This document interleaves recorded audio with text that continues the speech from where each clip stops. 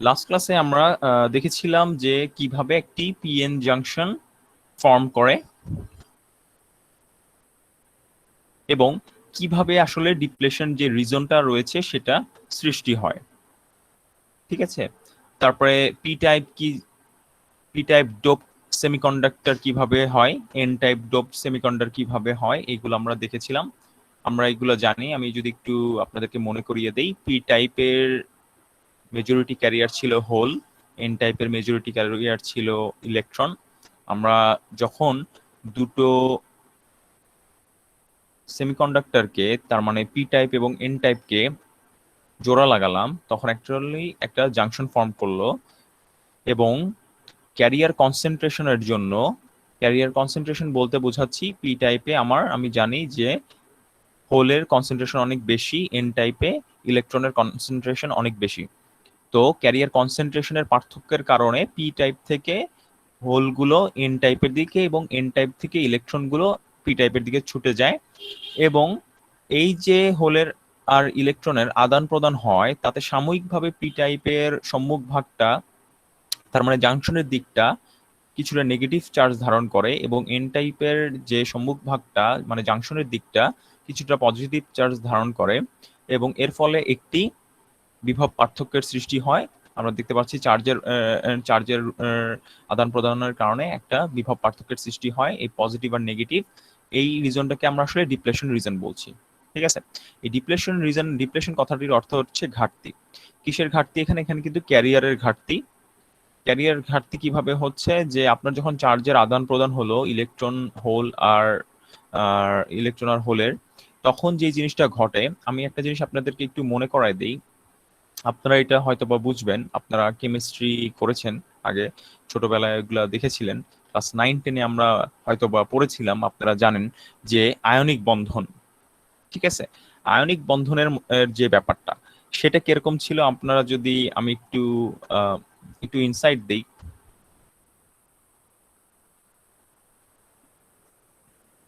Ionic বন্ধনের যে ব্যাপারটা আপনারা দেখেছিলেন হয়তো বা মনে আছে অনেকেরই, যে সোডিয়াম এবং ক্লোরাইড একটি, আমরা জানি যে যৌগ। ঠিক আছে, এখন এইখানে যে ঘটনাটা ঘটে, আমরা জানি যে এটা আসলে আয়নিক বন্ড ফর্ম করে, তাই না? এটা আসলে আয়নিক বন্ড ফর্ম করছে। ফাইন। সো এটার মানেটা কি? আয়নিক বন্ড ফর্মের কথাটার অর্থ হলো এটা, যে আপনারা জানেন সোডিয়ামের কিন্তু অনেক ইলেকট্রন রয়েছে, ক্লোরিনেরও ইলেকট্রন রয়েছে, কিন্তু সোডিয়ামের শেষ কক্ষপথে খুব সম্ভবত একটি ইলেকট্রন রয়েছে এবং ক্লোরিনের 7টি। তাই তো? তো হয় কি, যে সোডিয়াম একটি ইলেকট্রন সে ত্যাগ করে এবং ক্লোরিন সেটি গ্রহণ করে। সো সোডিয়াম একটি ইলেকট্রন ত্যাগ করাতে সোডিয়াম প্লাস আয়নে রূপান্তরিত হয়, এবং ক্লোরিন একটি গ্রহণ করাতে সে নেগেটিভ আয়নে রূপান্তরিত হয়। এবং এই যে দুইটা বিপরীতধর্মী আয়ন, সেটা কি করে? পরস্পরকে আকর্ষণ করে। ঠিক আছে, আকর্ষণ করে জুড়ে রাখে। তাই তো? এরকমই ছিল ব্যাপারটা। সো অনেকটা এরকমই আপনারাও চিন্তা করতে পারেন। এখানে কি হয়েছে, ইলেকট্রন এবং হোলের আদান প্রদানের কারণে কি হলো, আপনার চার্জের সৃষ্টি হলো, যে পজিটিভ আর নেগেটিভটা দেখতে পাচ্ছি আমরা পিএন জাংশনের সম্মুখ ভাগে। এবং এখানে কিন্তু ক্যারিয়ারের ঘাটতি রয়েছে, এখানে কিন্তু কোনো ক্যারিয়ার নেই, ক্যারিয়ার গুলো সব আমার এইদিকে কোথাও রয়েছে, পি টাইপের হোল গুলো এখানে রয়েছে, এন টাইপের ইলেকট্রন গুলো এইদিকে রয়েছে। যখনই কোনো ক্যারিয়ার এই ডিপ্লেশন রিজনের মধ্যে দিয়ে পাস করতে যায়, তখনই কিন্তু আমরা দেখতে যেহেতু পাচ্ছি ডিপ্লেশন রিজনে, লাস্ট ক্লাসে আমাদের এটা আমরা একটু আলোচনা করেছিলাম, আমরা দেখতে পাচ্ছি এফেক্টিভলি এখানে পজিটিভলি চার্জড এবং এফেক্টিভলি একটা নেগেটিভলি চার্জড। তো এর মাধ্যমে যেটা হয়, আমরা জানি ইলেকট্রিক ফিল্ড একটা সৃষ্টি হবে, যেটা নাকি পজিটিভ থেকে নেগেটিভের দিকে থাকবে। সো এই ইলেকট্রিক ফিল্ড যেটা রয়েছে, সেটা কি করবে, আপনার ক্যারিয়ার গুলাকে এই ডিপ্লেশন রিজনে থাকতে বাধা প্রদান করবে। আমরা জানি এই ইলেকট্রিক ফিল্ডের দরুন হোলগুলো ডান দিক থেকে বাঁ দিকে এবং ইলেকট্রনগুলো বাম দিক থেকে ডান দিকে মুভ করবে। তার মানে হোলগুলো ইলেকট্রিক ফিল্ডের দিকে এবং ইলেকট্রনগুলো ইলেকট্রিক ফিল্ডের বিপরীত দিকে মুভ করবে। এটা হবে। এখন চিন্তা করে দেখেন, এই যদি হয় আমাদের কনসেপশনটা, তাহলে আমরা একটু চিন্তা করি। দেখেন, আমাদের এন টাইপে কিন্তু মেজরিটি ক্যারিয়ার ছিল ইলেকট্রন। ঠিক আছে, ইলেকট্রন হচ্ছে আমাদের মেজরিটি ক্যারিয়ার, আর মাইনরিটি ক্যারিয়ার কে ছিল? হোল, তাই তো? কিন্তু হোল তো আছে, রাইট? সো এই হোলগুলো কি করবে? এই হোলগুলো ইলেকট্রিক ফিল্ডের কারণে কি হবে? আপনার মুভ করে পি টাইপে চলে যাবে। সো মাইনরিটি ক্যারিয়ারের ফ্লো হলো, কিন্তু এইটাকে মাইনরিটি ক্যারিয়ার বলছে, ইট ইজ মাইনরিটি ক্যারিয়ার। আবার একইভাবে পি টাইপে আপনার যে ইলেকট্রনটা ছিল সেটাও কিন্তু আপনার মাইনরিটি ক্যারিয়ার ছিল, আর যে এই হোলগুলো ছিল সেটা ছিল মেজরিটি ক্যারিয়ার, তাই তো? এখন চিন্তা করে দেখেন, আপনার পি টাইপে যেই ইলেকট্রনটা ছিল সেটা কি হবে? ইলেকট্রিক ফিল্ডের বিপরীত দিকে মুভ করবে। সো ইলেকট্রিক ফিল্ডের বিপরীত দিকে সে মুভ করে কোথায় চলে যাবে? এন টাইপে চলে যাবে। সো আবারও আমরা দেখতে পাচ্ছি উভয় ক্ষেত্রেই পি থেকে এন, এন থেকে পি, দুই ক্ষেত্রেই আসলে সব ক্ষেত্রেই কি হচ্ছে? মাইনরিটি ক্যারিয়ারের ফ্লো হচ্ছে, তাই তো? এখন আমার প্রশ্ন আপনাদের কাছে, আপনারা যদি এটা বুঝে থাকেন তাহলে আমাকে প্রশ্নের উত্তর দেন যে মাইনরিটি ক্যারিয়ারটা ফ্লো করলো কেন? কিসের প্রভাবে মাইনরিটি ক্যারিয়ারটা ফ্লো হলো? আপনার কি মনে হয় কিসের প্রভাবে?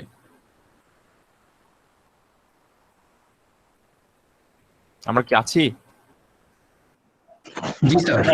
আচ্ছা আচ্ছা, কেউ কি অ্যান্সার করতে পারবেন এটা, যে কিসের কারণে আসলে মাইনরিটি ক্যারিয়ারের ফ্লোটা হলো? আর এখানে এই যে ডিপ্লেশন রিজিয়নে অপোজিট চার্জের অ্যাট্রাকশনের কারণে। রাইট রাইট, ইলেকট্রিক ফিল্ডের কারণে, তাই তো? ইলেকট্রিক ফিল্ডের জি স্যার। ডাইরেকশনটা আপনার ডান থেকে বাঁ দিকে, তার জন্যই আসলে মাইনরিটি ক্যারিয়ার ফ্লো হলো। যদি এটা বাম দিক থেকে ডান দিকে হতো, চিন্তা করে দেখেন, তাহলে কিন্তু আসলে মেজরিটি ক্যারিয়ারের ফ্লো হতো, তাই না?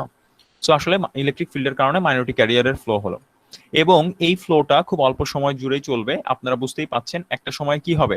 সাম্য অবস্থানে পৌঁছে যাবে, মানে ইকুইলিব্রিয়াম পজিশনে চলে যাবে।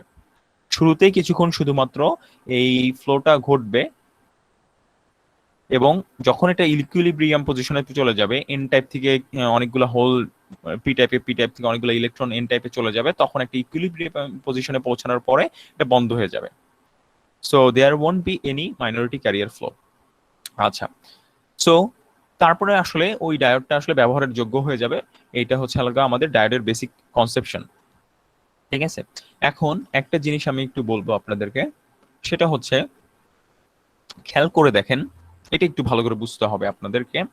সো আমার একটা ইলেকট্রিক ফিল্ড রয়েছে, আমি দেখতে পাচ্ছি ডান দিক থেকে বাঁ দিকে। এখন ডিপ্লেশন রিজনের উইডথটা কত, বা চওড়া কতটুকু ডিপ্লেশন রিজন, বা ডিস্টেন্সটা কতটুকু, এইখান থেকে শুরু করে যদি আমি একটু ভালো করে দেখাতে চাই, এখান থেকে শুরু করে এই পর্যন্ত, তাই তো? This is the distance of depletion reason, তাই তো? জি স্যার। জি স্যার। এখন আপনারা একটা সূত্র খুব ভালো করেই জানেন, যে যদি কোথাও ইলেকট্রিক ফিল্ড একটা ভালো স্পেস জুড়ে যদি পরিব্যাপ্ত হয়, তাহলে সেখানে আসলে একটা ভোল্টেজের সৃষ্টি হয়, ভি ইজ ইকুয়ালস টু, এবং সেটাকে আমরা এই সূত্রের মাধ্যমে প্রকাশ করতে পারি, V is equals to ED. সহজ কথা, যেখানে আসলে ইলেকট্রিক ফিল্ডের সৃষ্টি হয়, একটা স্থান জুড়ে ইলেকট্রিক ফিল্ডের সৃষ্টি হয়, আসলে সেখানে আমরা আসলে একটা ভোল্টেজ পাই, V is equals to ED. এই সূত্রটা আপনারা আগেও দেখেছেন, হয়তো বা আপনারা ইন্টারমিডিয়েট অথবা এসএসসি তে আপনারা এই ইকুয়েশনটা ডিরাইভেশনও হয়তোবা করেছেন হয়তোবা। সো এটা নিয়ে আমি আর বিস্তারিত কিছু বলবো না। সো আপনি একটা জিনিস চিন্তা করে দেখেন, যেহেতু ভিতরে একটা ইন্টারনাল ইলেকট্রিক ফিল্ড রয়েছে, তার মানে অবশ্যই একটা কি থাকবে? ভোল্টেজ থাকবে, তাই তো? এই ভোল্টেজটাই আসলে কি? ডায়োডের নি ভোল্টেজ। মনে পড়ে যে সিলিকন ডায়োডের ক্ষেত্রে যে নি ভোল্টেজটা আমরা দেখেছিলাম সেটা ছিল 0.7। ওকে, একটা টোলের কথা বলেছিলাম আমি, যে টোলের মতো দিতে হয়, যে 0.7 ভোল্টেজ দিতে হয় আসলে। ওকে, কারণ হচ্ছে এই কারণটা, এই ভোল্টেজটার বিরুদ্ধে আসলে কাজ করতে হবে আপনাকে, ঠিক আছে? এই ভোল্টেজটা বা ইলেকট্রিক ফিল্ডটা চিন্তা করে দেখেন, এমন ভাবে একটা বাধা সৃষ্টি করে দিল যে আপনার মেজরিটি ক্যারিয়ার গুলো কিন্তু, মানে পি থেকে এন এর দিকে কারেন্ট ফ্লো, মানে হোলগুলো ফ্লো করতে পারছে না, তাই না? একটা বাধা সৃষ্টি হয়ে গেল। তার মানে ব্যাপারটা অনেকটা, এই ছবিটাকে আমি এইভাবে একটু দেখাতে পারি আপনাদেরকে, যে সো একটা পাহাড়, এক পাশে হচ্ছে কি রয়েছে? আপনার হোলগুলা রয়েছে, আর এক পাশে কি রয়েছে? ইলেকট্রন গুলা রয়েছে। সো কারোরই এই পাহাড়কে অতিক্রম করার সাধ্য নাই, ঠিক আছে? কারণ কেন? এই পাহাড়টা কি আসলে সেই ইলেকট্রিক ফিল্ড, ঠিক আছে? ওদের কাছে এত শক্তি নেই যে এই ইলেকট্রিক ফিল্ডটাকে অতিক্রম করে এই বাম দিক থেকে ডান দিকে যাবে। এখন আমি আপনাদেরকে একটু একটা জিনিস মনে করিয়ে দেই, আপনার ডায়োডের সিম্বলটা কিন্তু এরকম ছিল।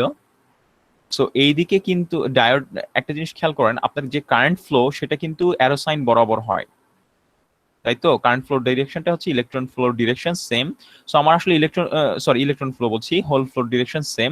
সো আপনার যে এই হোলগুলা রয়েছে, এই হোলগুলাকে কিন্তু আসলে আপনার বাঁ দিক থেকে ডান দিকে ফ্লো করতে হবে, রাইট? কারেন্ট ফ্লোর জন্য, ঠিক আছে? সো এইগুলোকে বাঁ দিক থেকে ডান দিকে যদি ফ্লো করে হোলগুলো, তাহলেই শুধুমাত্র আপনার কারেন্ট ফ্লো পসিবল। কিন্তু বাধা দিচ্ছে কি এই মাঝখানের পাহাড় বা ইলেকট্রিক ফিল্ডটা। সো এইটাকে অতিক্রম করব কিভাবে? অতিক্রম করার একটা উপায় হচ্ছে বাইরের থেকে যদি আমি একটি ইলেকট্রিক ফিল্ড দেই। এটা আমরা পরবর্তীতে আসবো, এই ব্যাপারগুলো আমরা আলোচনা করব। কিন্তু আমরা একটু আগে বুঝে নেই তাহলে কেন আসলে যখন আমি কোনো ভোল্টেজ প্রয়োগ করছি না, কেন আসলে কোনো কারেন্ট ফ্লো হচ্ছে না। এটা এক নম্বর জিনিস এখান থেকে আপনার ক্লিয়ার হওয়া উচিত। কারণ মাঝখানে একটা বাধা রয়েছে বা ইলেকট্রিক ফিল্ড রয়েছে বা পাহাড় রয়েছে, এইভাবে চিন্তা করতে পারেন। আর কেনই বা আসলে সিলিকন ডায়োডকে একটা টোল যে ভোল্টেজটা বা একটা নি ভোল্টেজ যেটা, সেটা দিতে হচ্ছে। এটা কি বুঝতে পারছি কেন দিতে হচ্ছে এই ভোল্টেজটা? কারণ আসলে ভিতরে একটা ইন্টারনাল ইলেকট্রিক ফিল্ড রয়েছে প্রত্যেকটা ডায়োডের ক্ষেত্রে, সিলিকন হোক, জার্মেনিয়াম হোক এবং গ্যালিয়াম আর্সেনাইড হোক। বোঝা যাচ্ছে এটা? আমরা কি এটা বুঝতে পেরেছি? Yes sir. আচ্ছা, কোনো প্রশ্ন থাকলে আপনারা করতে পারেন, সমস্যা নেই। কারণ আমাদের প্রত্যেকটার কনসেপশন আস্তে আস্তে আমি আগাবো, এবং যখন আমাদের সেমিকন্ডাক্টরের যে ফিজিক্সের কনসেপশনটা এটা ক্লিয়ার হয়ে গেলে প্রায় শেষের দিকে এসে পড়েছি আমরা, তারপরে কিন্তু আমরা আসলে সার্কিট এবং অ্যাপ্লিকেশনের দিকে চলে যাব, ঠিক আছে? আচ্ছা, তারপরে আমরা এবার চলে যাই। তাহলে এটা ছিল আমার পিএন জাংশন। আপনাদেরকে এখানে আমি বেশ কিছু দেখবেন যে বাঁদিকে আপনাদের বেশ কিছু এই যে এই জায়গাগুলোতে আপনাদেরকে বেশ কিছু আমি টেক্সট বা কথা লিখে দিয়েছি, প্লিজ রিড। এগুলো অবশ্যই অবশ্যই পড়বেন আপনারা, ঠিক আছে? আচ্ছা, স্যার, এবার হ্যাঁ বলেন। স্যার এই ডিপ্লেশন রিজিয়নটা কি ব্রেক হতে পারে কখনো? ডিপ্লেশন রিজন কি ব্রেক হতে পারে নাকি? Very good question.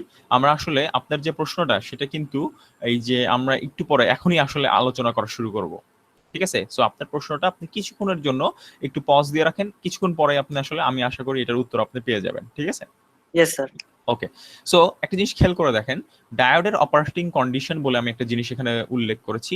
তার মানে এটার কথা হচ্ছে ডায়োডটা কি কি ভাবে অপারেট করতে পারে, কি কি কন্ডিশন রয়েছে ডায়োডের, ঠিক আছে? সো বলতেছে যে একটা ডায়োডের তিনটা অপারেটিং কন্ডিশন রয়েছে। একটা হচ্ছে নো বায়াস, একটা রিভার্স বায়াস, একটা forward bias.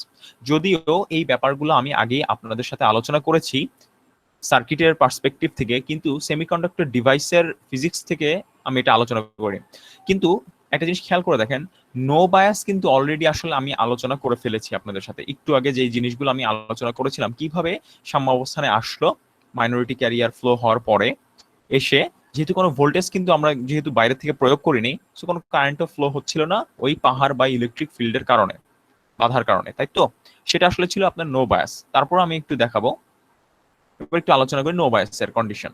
So no external voltage is applied, বাইরের থেকে কোনো আমি ভোল্টেজ অ্যাপ্লাই করবো না। ভিডি বলতে আমরা আসলে ডায়োডের অ্যাক্রসে ভোল্টেজ বুঝাচ্ছি। এই যে দেখতে পাচ্ছেন, এদিকে পজিটিভ, এদিকে নেগেটিভ, অ্যানোডের দিকে পজিটিভ, ক্যাথোডের দিকে নেগেটিভ, এবং এখানে আমি কি দিচ্ছি, জিরো ভোল্টেজ দিচ্ছি। এই ধরনের কন্ডিশনকে নো বায়াস বলা হয়। কেন নো বায়াস বলছি চিন্তা করে দেখেন, যদিও অ্যানোডের দিকে পজিটিভ, ক্যাথোডের দিকে নেগেটিভ, আমরা জানি একটি সিলিকন বা প্র্যাকটিক্যাল যেসব ডায়োড রয়েছে, সিলিকন, জার্মেনিয়াম বা গ্যালিয়াম আর্সেনাইড ডায়োড রয়েছে, সেসব ডায়োডকে মানে যদি চালনা করতে হয় আপনাকে নি ভোল্টেজ দিতে হবে। সো এখানে আমি দেখতেই পাচ্ছি যে এটা কোনোভাবেই নি ভোল্টেজের কাছেও নেই। সো তার জন্য ডায়োডটা চালানো হবে না, এর জন্য এটাকে বলা হচ্ছে নো বায়াস, মানে কোনো ভোল্টেজ প্রয়োগ করা হয়নি, জিরো ভোল্টেজ, ঠিক আছে? সো সেখানে কোনো কারেন্ট প্রভাব মানে প্রবাহিত হবে না, there is no diode current, আইডির ভ্যালু জিরো হবে, ঠিক আছে? এবং একটা ক্ষুদ্র মডেস্ট ডিপ্লেশন রিজন এক্সিস্ট। এই মডেস্ট ডিপ্লেশন রিজনটা যেটা আমি অলরেডি আপনাদেরকে বললাম যে এটা আসলে যে ঘটনাটা, ওই যে আমি একটু আগে যেটা আসলে আপনাদেরকে এক্সপ্লেন করলাম, ঠিক আছে? আপনাদেরকে একটু আগে আমি যেটা এক্সপ্লেন করলাম, লাইক এইখানে যদি আমি আবার একটু একে দেখাই, আপনার পি জাংশন ছিল, এন জাংশন ছিল,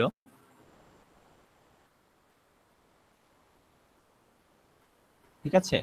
তো আমি একটু রাফলি ছবিটা আঁকছি, ঠিক আছে? সো এটা একটু মাথায় রাখবেন আপনারা, একটু রাফলি আমি ছবিটা আঁকছি। সো মাঝখানে কি হয়েছিল জানি, সাম্যাবস্থায় একটি ডিপ্লেশন রিজনের তৈরি হয়েছিল, তাই তো? এবং হোলগুলা এইদিকে ছিল, মানে রাইট, এদিকে পজিটিভ চার্জ চলে আসছিল। আমি নেগেটিভ চার্জের জন্য ভিন্ন পেন্সিল ব্যবহার করি।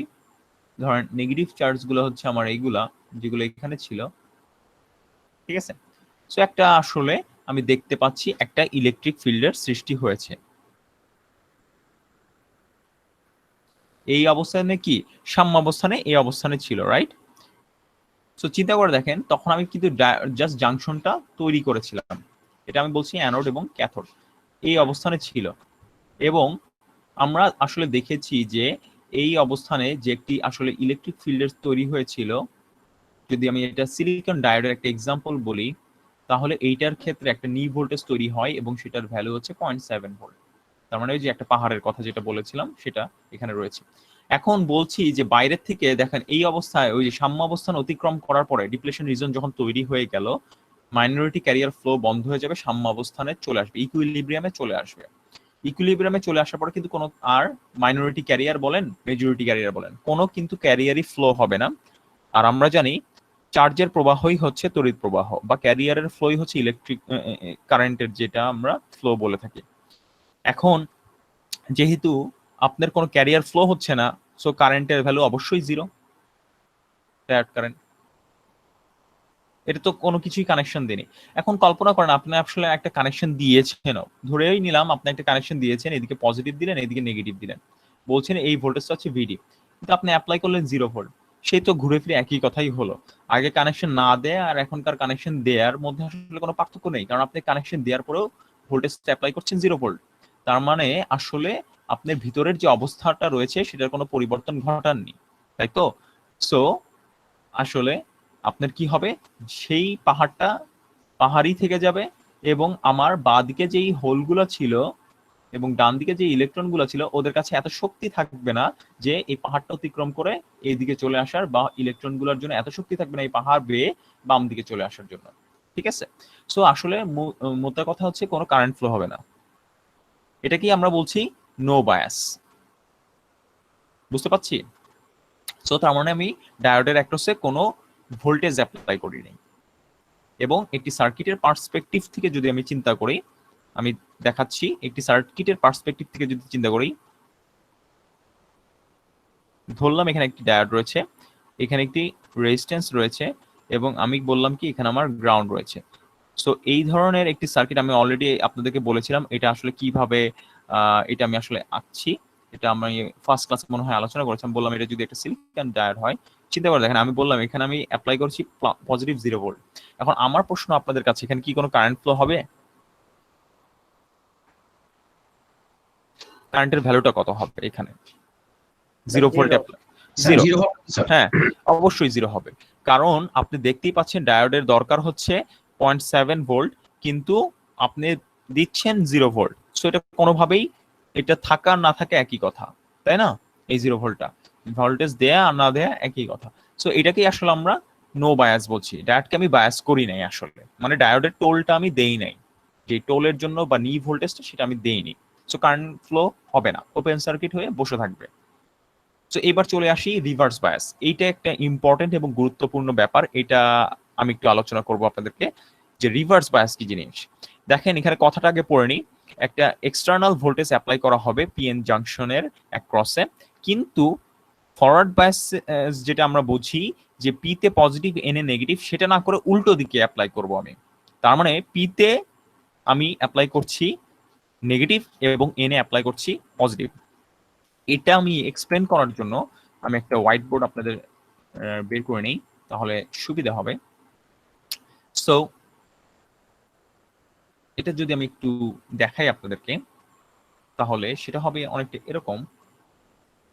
সো এবার একটু চিন্তা করি, আবার আগের মতোই চিন্তা করি আমরা। সো একটা পি একটা এন জাংশন ছিল আগের মতোই, ঠিক আছে? পি এন জাংশন ছিল এবং দিস ওয়াজ দ্য জাংশন, এটা জাংশন বলছি, সংযোগস্থল। এবং সাম্য অবস্থানে আসার পরে কি হলো, একটা ডিপ্লেশন রিজন তৈরি হলো, যার পি এর দিকে রয়েছে পজিটিভ চার্জ বা হোল বা আয়ন, যেটাই বলেন না কেন, আয়ন বলাটাই বেটার। আর পি এর দিকে রয়েছে নেগেটিভলি চার্জড আয়ন। সো একটা আকর্ষণের মাধ্যমে একটা ডিপ্লেশন রিজন তৈরি করলো, এটা হচ্ছে ডিপ্লেশন রিজন। এই ডিপ্লেশন রিজনের কারণেই আমার ইলেকট্রিক ফিল্ডটা তৈরি হলো, যে ইলেকট্রিক ফিল্ডটা কারণে আসলে আমার নি ভোল্টেজটা তৈরি হলো, যেটা যদি আমি সিলিকনের জন্য কল্পনা করি সেটা হচ্ছে 0.7 ভোল্ট। ভালো কথা। সো ইলেকট্রিক ফিল্ডের ডাইরেকশনটা একটু ভালো করে খেয়াল করবো, এটা হচ্ছে ডান দিক থেকে বাঁ দিকে। এখন আমরা একটা কাজ করি, এই যে তার দুটো বের করলাম, ভালো কথা, এটাকে আমরা অ্যানোড বলছি, এটাকে আমরা ক্যাথোড বলছি। এইবার আমি একটা কাজ করি, বাইরে থেকে আমি একটি ভোল্টেজ যদি এটার সাথে জুড়ে দেই তাহলে কি রকম হয় ব্যাপারটা, এটা একটু খেয়াল করি। বললাম আমি এখানে নেগেটিভ আর এইদিকে পজিটিভ। নেগেটিভ মানে ছোট লাঠি, এটা জানি তো। জি স্যার। ঠিক আছে। সো এখন যদি আমি খেয়াল করি, নেগেটিভটা এখানে রয়েছে, যেহেতু এটা হচ্ছে ভোল্টেজ, আমরা জানি ভোল্টেজ নোডে নোডে সব সেম থাকে, তাই তো। তাহলে এখানেও নেগেটিভ রয়েছে, এখানেও নেগেটিভ রয়েছে। মোদ্দা কথা আমার অ্যানোডে আসলে নেগেটিভ ভোল্টেজ রয়েছে, তাই তো, বা পিতে আমি নেগেটিভ ভোল্টেজ দেখছি। আর পজিটিভটা দেখছি কোথায়, এখানে রয়েছে, এখানে রয়েছে। মূল কথা এন এর দিকে আমার আসলে পজিটিভ রয়েছে। এখন আমি একটা কাজ করি, ভালো করে খেয়াল করবেন। আমি কিছু আপনাদের সাথে কথা মানে জিজ্ঞেস করব, সেগুলোর অ্যান্সার ভালো করে দেওয়ার চেষ্টা করবেন। আমি বললাম এটা হচ্ছে ভিএস, একটা ভোল্টেজ। ভিএস এর কয়েকটা ভ্যালু নিয়ে আমি আসলে আলোচনা করব, দেখি আপনারা কতদূর বুঝতে পেরেছেন, সেটা এখান থেকেই আসলে ভালো বোঝা যাবে। এটা ধরে নেন যে একটা সিলিকন ডায়োডের ক্ষেত্রে আমি এই যে এখানে লিখেছিলাম সিলিকন ডায়োড। সো একটি সিলিকন ডায়োডের ক্ষেত্রে আমি এই আলোচনাটা আসলে করছি, ঠিক আছে। সো ধরে নেন, ধরে নিচ্ছি যে ভিএস এর ভ্যালু প্রথমে আমি 0 ভোল্ট অ্যাপ্লাই করব। এখন আমি আপনাদেরকে বলছি যে ভিএস এর ভ্যালু যদি আমি 0 ভোল্ট অ্যাপ্লাই করি, তাইলে এটা কি কারেন্ট কন্ডাক্ট করবে, বা অবস্থার কোনো পরিবর্তন ঘটবে, বা কারেন্ট কি ফ্লো হবে, বা ক্যারিয়ার ফ্লো হবে? হবে না, হবে না, না তো স্যার, হবে না স্যার। হবে না স্যার। আচ্ছা, এই কন্ডিশনটাকে কি বলে? জি sir. No bias. No bias। Bias, right, No bias। Exactly. কারণ বাইরের থেকে ভোল্টেজ আমি প্রয়োগ করিনি, যদি আমি টার্মিনালটা অপোজিট কানেকশন করেছি, কিন্তু যেহেতু কোনো ভোল্টেজ প্রয়োগ করিনি, এটা কানেকশন দেয়া আর না দেয়া একই কথা। সো আমরা বুঝতে পারছি এটা আসলে নো বায়াস, একটু আগে যেটা আমরা আলোচনা করেছিলাম, ঠিক আছে। এইবার আমি একটা কথা বলবো, 0.5 ভোল্টেজ দিলাম, এবার কি হবে?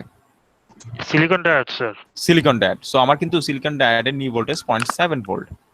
Still no bias. একই থাকবে স্যার, হ্যাঁ। No bias. হ্যাঁ, No bias। আমরা একটা হ্যাঁ, রাইট, এক্স্যাক্টলি। যেহেতু সিলিকন ডায়োড, একদম কথাটা একদম পুরোপুরি ঠিক না যে এটা নো বায়াস, কিন্তু আমরা বোঝার সুবিধার্থে এটাকে এখনো নো বায়াসই বলবো, ঠিক আছে। আমরা আসলে পরে দেখতে পারবো কথাটা একদম আসলে সত্যি না, ঠিক আছে। ওকে, আচ্ছা, আমি যদি ভালো করে বুঝেন, এটা কি নো বায়াস, ভালো করে বুঝেন। আমি এটা একটু ভুল বললাম তো তাহলে। হ্যাঁ, ও আচ্ছা, ক্লিয়ার ক্যানভাস দিলাম। ওকে, ফাইন। এটা কি করা যায়? তো আমি যে নো বায়াস বলছি, এটা আসলে পুরোপুরি ঠিক না, সরি, এটা নো বায়াস হবে না। ভালো করে বলেন, চিন্তা করে দেখেন, ভালো করে চিন্তা করে দেখেন, আমার সার্কিটের দিকে কানেকশনটা ভালো করে চিন্তা করে দেখেন। এইটা এখন কিন্তু আমার পিতে নেগেটিভ, এনে পজিটিভ, এবং আমি একটা ভোল্টেজ প্রয়োগ করছি, ঠিক আছে। এটা কিন্তু অলরেডি, হ্যাঁ রাইট, এক্স্যাক্টলি, এটা কিন্তু অলরেডি রিভার্স বায়াস হয়ে গিয়েছে। এটাকে আমরা স্যার অলরেডি এখানে রিভার্স, ইলেকট্রনের আধিক্য বেশি। ইলেকট্রনের আধিক্য বেশি কোন? রিভার্স বায়াস ঠিক আছে, কিন্তু এখানে তো আপনি যদি ফরওয়ার্ড বায়াসও থাকতো তাও তো স্যার এখানে মানে আচ্ছা, আমি আলোচনা করছি, আমি সব কনফিউশন আপনাদের ক্লিয়ার করে দিব, সমস্যা নেই। আপাতত এটা একটু বোঝার চেষ্টা করেন, যে সেটা হচ্ছে আমি দেখতে পাচ্ছি যে এখন আমার যে ভোল্টেজ সোর্সটা যেই পজিশনে কানেক্ট করা রয়েছে, আমি যখন 0 ভোল্টেজ দিচ্ছিলাম সেটা নো বায়াস, ঠিক আছে, কিন্তু 0-র বড় যাই দেই না কেন, সব ক্ষেত্রে কি হবে? 1 ভোল্ট দিলেও এটা আসলে কি হবে? রিভার্স হবে। বায়াস হবে, রিভার্স হবে স্যার। রিভার্স বায়াস জি হবে। স্যার। ঠিক আছে, আচ্ছা দাঁড়ান, কেউ মনে হয় জয়েন করার চেষ্টা করছে। ওকে, সো ওকে ফাইন, ঠিক আছে। সো এই মুহূর্তে আমরা একটা জিনিস তাহলে বুঝলাম যে আসলে এটা রিভার্স বায়াস হচ্ছে। এখন রিভার্স বায়াস হলে জিনিসটা লাভটা কি, এইটা আগে আমরা বোঝার চেষ্টা করি। আমি 0.5 ভোল্টের যদি কথা চিন্তা করি, এটা বুঝতে হবে, খুবই ইম্পর্টেন্ট একটা ব্যাপার।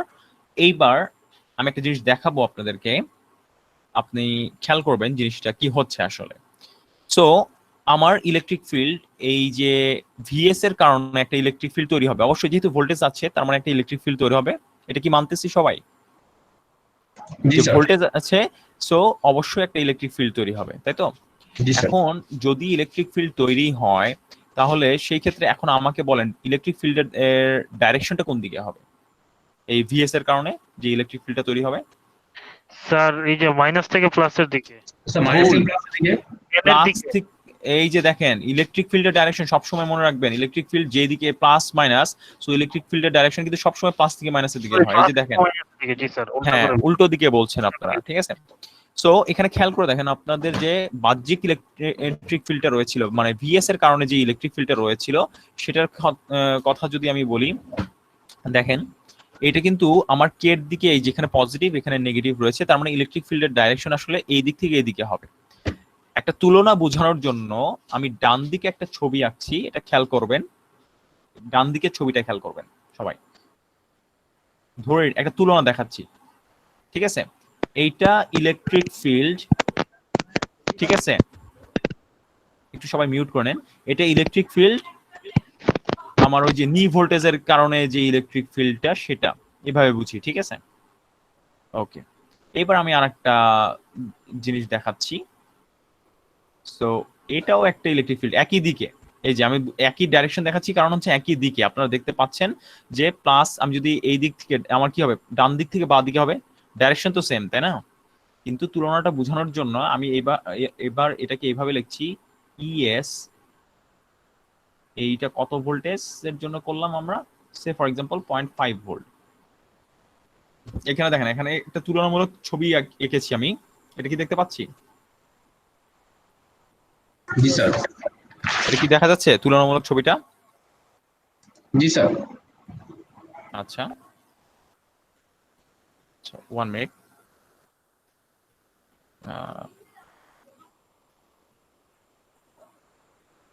দাঁড়ান একটা মিনিট।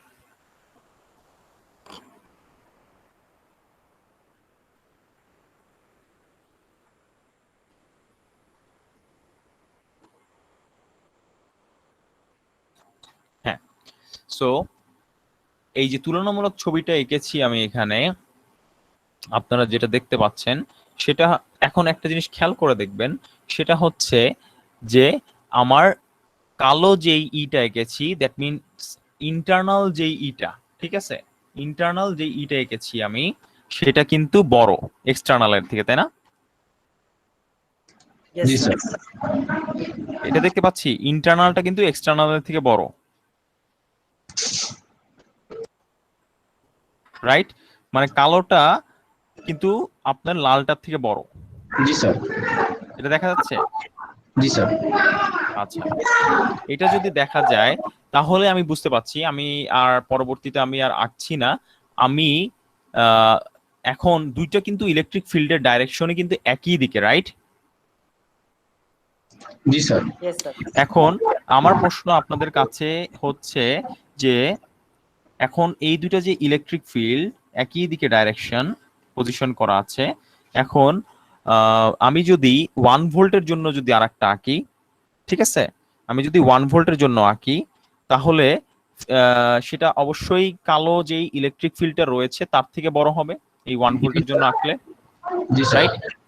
এবং যেহেতু একই দিকে রয়েছে, আপনারা জানেন যে ভেক্টরের যে নিয়ম, যে বা আমরা একটা উদাহরণ দিতে পারি, যে নৌকার একটা উদাহরণ দিতে পারি, যে আপনারা এরকম কিছু অঙ্ক আসলে আগে করেছিলেন, আমি হয়তোবা আপনাদের মনে আছে, যে স্রোতের দিকে দাঁড়, মানে দাঁড় টানছে মাঝি, অনেকটা কিন্তু ঘটনাটা ওরকমই, তাই না? তাই না? জি Yes, স্যার sir. সঠিক দিকে জি স্যার হ্যাঁ, তাহলে আপনি এখন আমাকে বলেন স্রোতের দিকে যদি দাঁড় টানে মাঝি তাহলে সেই ক্ষেত্রে আপনার ইয়াটা কি হবে, যে নৌকাটা কি দ্রুত গতিতে আগাবে নাকি স্যার, নৌকাটা স্যার স্লো হয়ে যাবে? গতিতে হ্যাঁ, Sir, দ্রুত দ্রুত গতিতে। যাবে। দ্রুত গতিতে আগাবে, সহজ কথা, রাইট, এক্স্যাক্টলি, নৌকাটা আসলে দ্রুত গতিতে আগাবে। সো আসলে আমরা যেটা এখানে আসলে আমি বলতে চাচ্ছি যে আসলে আমি এটার নাম দিই একটা ইআই লিখি, মানে ইন্টারনাল ইলেকট্রিক ফিল্ড বলছি এটাকে, ডায়োডের ভিতরকার, আর ইএসটা এক্সটার্নাল। সো ইএস আমি বড় দেই ছোট দেই যেটাই দেই না কেন, আমি আসলে বুঝতে পাচ্ছি আসলে এটার রিভার্স বায়াস হওয়ার কারণে আমার যে ইন্টারনাল ইলেকট্রিক ফিল্ডটা রয়েছে বা ডায়োডের ভিতরকার যে ইলেকট্রিক ফিল্ডটা রয়েছে, দুটো মিলে একটা রেজাল্টেন্ট ইলেকট্রিক ফিল্ড তৈরি করবে ডায়োডের ভিতরে, তাই না? দুটো মিলে একটা রেজাল্টেন্ট ইলেকট্রিক ফিল্ড তৈরি করবে, ইআর নাম দিলাম। ER is equals to ES এবং ইআই এর যোগফল এই অবস্থাতে, এবং একটু বড় দেখালাম, দেখতে পাচ্ছেন ইলেকট্রিক ফিল্ডের সাইজটা কিন্তু একটু বড় দেখালাম। আসলে এটার অর্থ হচ্ছে এটাই যে আসলে এটা কি কাজটা করবে, এটা আসলে আমার যে ডিপ্রেশন রিজনটা রয়েছে এটাকে আরো চওড়া করতে সাহায্য করবে। এখন এটা আপনারা চিন্তা করতে পারেন যে কিভাবে এটা কিভাবে হবে। এইটা আপনি এইভাবে সহজভাবে চিন্তা করতে পারেন। চিন্তা করে দেখেন, এখানে আপনি একটা পজিটিভ ভোল্টেজ দিয়েছেন, রাইট? এখন পজিটিভ ভোল্টেজ দেওয়ার কারণে কি হবে, এন টাইপের মধ্যে যেই কিছু অল্প সংখ্যক হোলগুলো রয়েছে সেগুলো কি হবে, এই পজিটিভ যেই সমধর্মী হওয়ার কারণে বিকর্ষণের দরুন কি করবে, সে এই দিকে চলে আসবে, তাই না? সরি, পজিটিভ বলছি, রাইট, একটু কি ঠিক বললাম? স্যার এখানে মাইনরিটি তো স্যার হ্যাঁ হ্যাঁ, দাঁড়ান একটা মিনিট একটা, এটা কি ঠিক বলছে নাকি একটু দেখে নেই। সো যেটা হচ্ছে এখানে, ও হ্যাঁ, সরি একটু হয়তো বা একটু আমি ইয়া বলেছি, একটু খেয়াল করেন। সো আগে এটা বুঝি, ER is equals to ES plus EI, এটা ঠিক ছিল তো?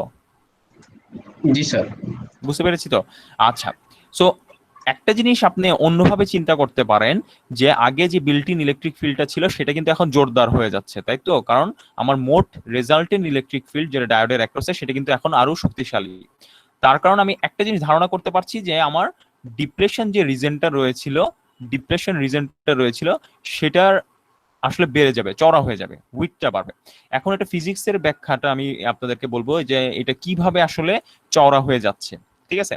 কিভাবে এটা চড়া হচ্ছে এটা আমি এখন আপনাদেরকে একটু দেখাবো। দেখেন, খুবই সিম্পল, যে এটা চড়া হচ্ছে কিভাবে, যে এখানে নেগেটিভ আপনি অ্যাপ্লাই করছেন, ঠিক আছে? সো এখান দিয়ে আসলে আপনার ইলেকট্রিক, এখানে আপনি পজিটিভ অ্যাপ্লাই করছেন, এখানে নেগেটিভ অ্যাপ্লাই করছেন, এখান থেকে বাহ্যিক থেকে ইলেকট্রন গুলো এইদিকে যাওয়া শুরু করবে, রাইট?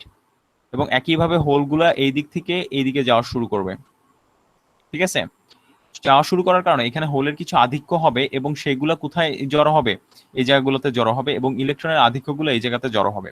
এটা আসলে যে কাজটা করবে তাতে আপনার যেই টোটাল যে ইলেকট্রিক ফিল্ডটাকে, বিল্ট ইন ইলেকট্রিক ফিল্ডটাকে, সেটাকে বৃদ্ধি করবে, এবং এটার মাধ্যমে আপনার যে ডিপ্রেশন রিজনের উইডথ সেটা আসলে চওড়া হয়ে যাচ্ছে।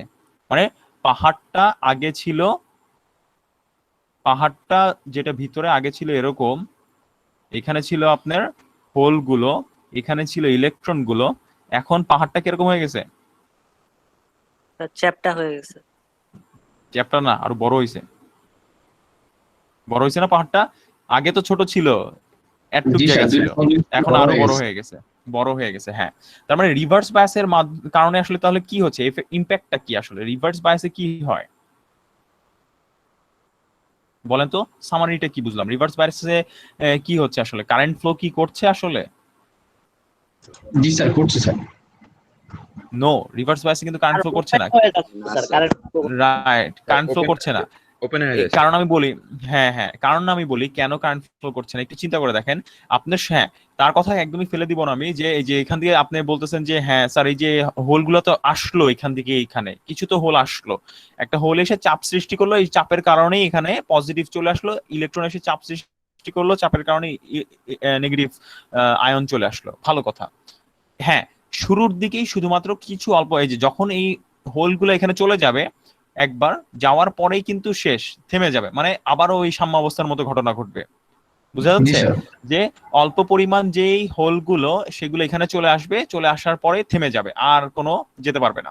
ঠিক আছে, আর যেতে পারবে না। সো শুরুর দিকে খুব অল্প পরিমাণ কারেন্ট ফ্লো করবে, যেটা নাকি নেগলিজিবল, সেই কারেন্টটাকে আমরা আসলে স্যাচুরেশন কারেন্ট বলে থাকি। শুরুর দিকে যে কারেন্টটা ফ্লো করবে সেটাকে আসলে আমরা স্যাচুরেশন কারেন্ট বলে থাকি। এটা রিভার্স বায়াস রিজনের কারেন্ট, আসলে রিভার্স বায়াস রিজনের কারেন্ট স্যাচুরেশন কারেন্ট বলে থাকি আমরা। এটা অনেক ছোট হয়, সাধারণত আপনাদের ইলেকট্রনিক ডায়োডের ক্ষেত্রে এই কারেন্টের পরিমাণটা ন্যানো অ্যাম্পিয়ার রেঞ্জে হয়ে থাকে। ঠিক আছে, এটা ধারণা দিচ্ছি, এটা একটা ন্যানো অ্যাম্পিয়ার রেঞ্জে হয়ে থাকে এই স্যাচুরেশন কারেন্টটা। সো স্যাচুরেশন কারেন্টটা ফ্লো করবে, কিন্তু সেটা খুবই অল্প পরিমাণে, দেখতেই পাচ্ছি। সেটাকে আমরা আসলে খুব একটা কাউন্টে ধরি না, কারণ এতই ছোট। সো আসলে টেকনিক্যালি আমরা কারেন্ট ফ্লো যেটাকে বলি সেটা হচ্ছে একটা মানে একটা গুড অ্যামাউন্ট অফ কারেন্ট, যেটা যেমন মিলি অ্যাম্পিয়ার রেঞ্জ, যেটা অ্যাম্পিয়ার রেঞ্জ, এগুলোকে আমরা গুড অ্যামাউন্ট অফ কারেন্ট বলবো। সো দেখতে পাচ্ছি এত বেশি কারেন্ট ফ্লো করেনি, সো এটাকে আমরা টেকনিক্যালি আসলে আমরা ধরে নিই আমাদের হিসাবে সুবিধার জন্য 0 অ্যাম্পিয়ার কারেন্ট ফ্লো করবে, কারণ এটা কিছুক্ষণ কারেন্ট ফ্লো করার পর বন্ধ হয়ে যাবে রিভার্স বায়াস রিজনে। ঠিক আছে, ন্যানো অ্যাম্পিয়ার। সো এত ছোট কারেন্ট আসলে কোনো কাজে আসবে না, এটা একটা ওয়েস্টের মতো, লিকেজের মতো স্যাচুরেশন কারেন্ট। সো টেকনিক্যালি আমরা সুবিধার জন্য বলতে পারি আসলে ID is equals two 0 ampere হবে, তার মানে রিভার্স বায়াস রিজনে কারেন্ট ফ্লো করবে না। ঠিক আছে, এখন দেখতে পাচ্ছি যে ডিপ্লেশন রিজন চওড়া হয়ে গেল, রিভার্স বায়াস রিজনে কারেন্ট ফ্লো করছে না। এটা কি বুঝতে পাচ্ছি যে চওড়া হচ্ছে কেন, ডিপ্লেশন রিজনটা চওড়া হচ্ছে কেন, এটা বুঝতে পেরেছি। এই যে স্যার এখানে ইয়েস স্যার।